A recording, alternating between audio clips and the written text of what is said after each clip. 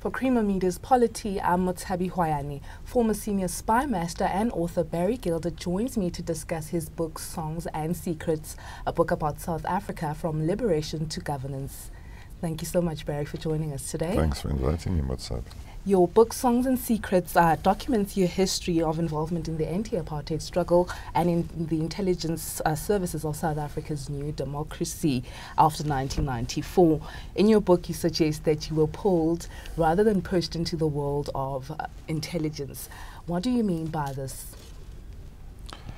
I mean that I had no ambition or inkling or desire to become an intelligence officer. And as I say in the book, if I'd lived a normal life in a normal South Africa, I think it would have been the last career I would have chosen. But I was pulled into it by the circumstances of the struggle, as I describe in the book. When I finished my MK training in Angola and I was asked, well, what do you want to do now? I said, I want to go home and fight. And they said, no, we can't all go home and fight. Think of something else. So I said, well, intelligence sounds interesting, because I like getting to understand what makes society and the world and politics tick. So that's how it happened. As I say, it's not a career I would have chosen. You write about your experiences in exile. Tell us about your perceptions of the various places that you lived in during the 1970s and 1980s. Sure. How much time have you got? I spent my first years in London, in the UK. I hated the weather.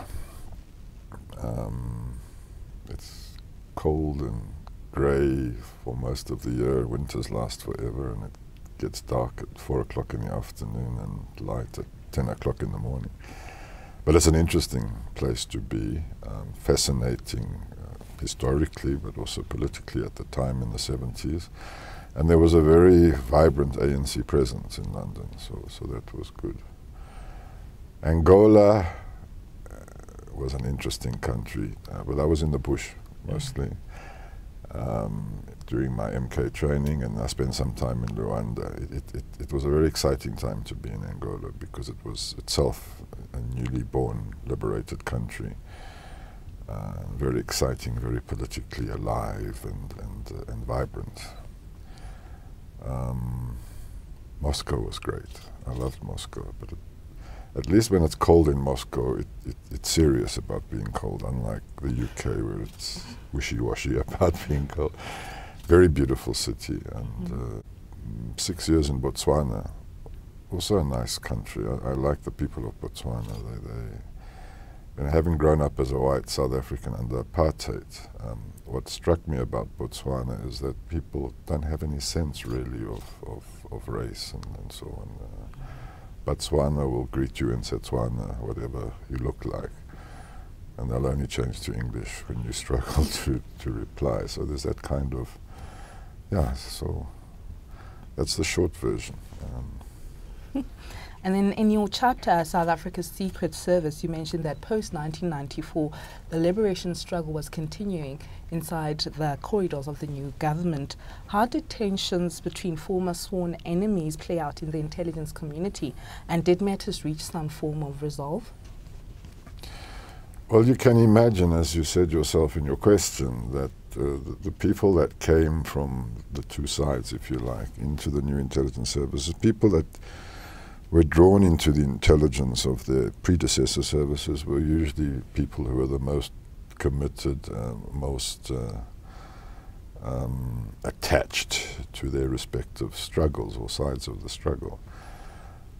So for them to come together and work for a new democratic country and new democratic intelligence services, it was quite difficult. But on the other side of that coin, it's also true that the intelligence services on both sides played a key role in facilitating the negotiations which got us our freedom. So there was a lot of distrust in the early days, suspicion about hidden agendas and so on. But gradually with time, as both the country and the services settled down, people got to know each other as individuals. The suspicion continued and probably still to some extent continues today, but it's much less marked, it's much less virulent, and yes, as the services concentrated on their tasks in a new democracy, I think, as I say, people became people rather than representatives of two sides in a conflict. And then in more recent times, you reflect on how the succession battle between ANC leaders Thabo Mbeki and Jacob Zuma resulted in the misuse of the democratic state's intelligence functions. How were the intelligence services misused, and how best do you think that the errors can be corrected? I don't remember using the word misused in my book. I'm not running away from the question. But what I try to convey in the book is, in fact, I think I say something like it was inevitable that the tensions in the ruling party would express themselves in government and in the intelligence services. And I think it was a very difficult and confusing time for people in the services at that time. Because, as I convey in the book, the tensions between Mbeki and Zuma, upset or confused a lot of us who had grown up in the ANC, knew both of them, respected both of them. In the position I held in the intelligence service at the time, I was coordinator of intelligence. I was somewhat above the fray, if you like, because my job was very strategic analysis and assessment of intelligence. So I don't know, that word misuse, yeah, you can use that word, but I think for me the concern was more about how the tensions filtered their way into government and the services. And different people expressed that confusion and that tension in different ways. From a professional intelligence point of view, we had a concern that those tensions would have an impact on stability in the country, because that was our job, to see that South Africa was secure and stable. And we provided intelligence assessments to government quite often to raise these concerns. Of course, there was a lot of behind-the-scenes talking to both sides to try and get them to resolve their differences. So from a professional point of view, as I'm saying, we tried to make government understand, but then the people you're talking to, the people you are reporting, are themselves involved in the tension, so it becomes very difficult. And there are individuals in the services who got pulled in.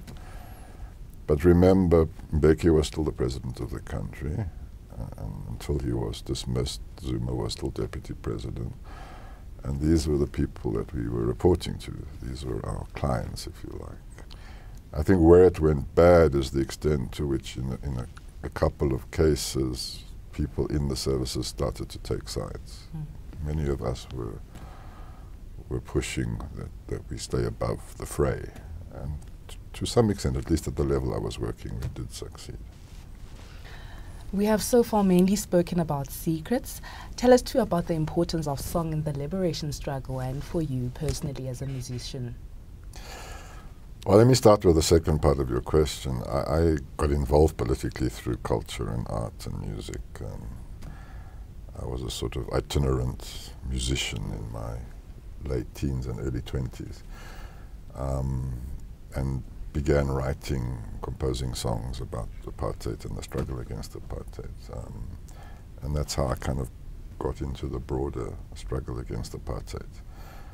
So, for me, art, culture, music, literature, theatre and so on were kind of central interests and concerns. In the liberation struggle, in exile and also inside the country, all those things, music, art, literature, poetry, and theatre and dance in Damo were all things which held us together in many ways, which helped to create that spirit of resistance, a spirit of unity, of community. And in the camps in particular, we used to have regular cultural evenings, and South Africans are very talented people, and it really helped, as I say, to lift your spirits, to remind you, why you were going through this struggle, and to bring people together. And songs in particular also expressed the content of the struggle, the substance of the struggle as well. So it was very important. Thank you so much, Barry, for joining us today. Thank you for inviting That was me. Barry Gilder discussing his book, Songs and Secrets.